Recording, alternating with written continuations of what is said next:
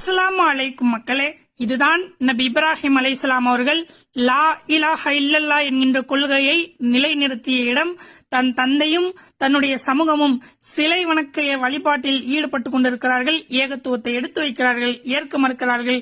உடனே நபி இப்ராஹிம் அலைஹிஸ்ஸலாம் அவர்கள் தன் சமூகமும் தன்னுடைய தந்தையும் வெளியூருக்கு ஒரு விழாவின் காரணமாக எல்லாம் பயணப்படுறாங்க.